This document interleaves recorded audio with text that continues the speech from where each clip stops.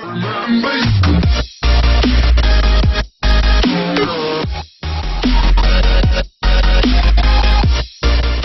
book publisher Penguin is printing more copies of George Orwell's dystopian classic 1984 in response to a sudden surge of demand. On Tuesday evening and Wednesday morning the book was #1 on Amazon's computer-generated list of best-selling books. The list reflects hourly book sales.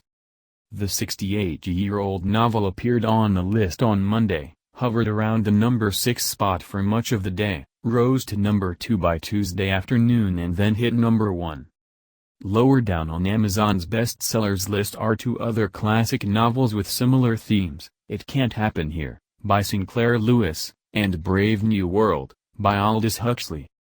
It is hard to say for sure how much of the interest is related to Donald Trump's inauguration and the rise of alternative facts, a term coined by Trump senior advisor Kellyanne Conway on Sunday.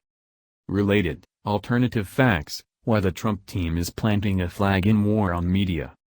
But some commentators called Conway's comment Orwellian and drew comparisons to the famous novel. 1984 tells a harrowing story within a world of government surveillance, propaganda and newspeak. In the book, the Ministry of Truth actually delivers lies. The publishing house responsible for the book noticed the recent spike in sales. We put through a 75,000 copy reprint this week. That is a substantial reprint and larger than our typical reprint for 1984, a Penguin spokesman told Money Tuesday evening. The spokesman explained that the start of the spring semester always leads to new sales of the book, since 1984 is a staple in classrooms. But the size of this reprint is unusual.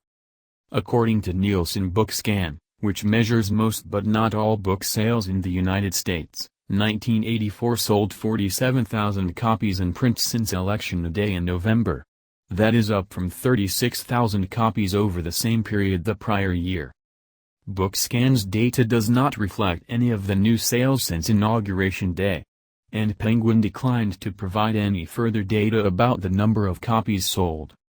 According to CNN, 1984 also saw a spike in sales in 2013 when leaks by Edward Snowden made National Security Agency surveillance a huge international news story.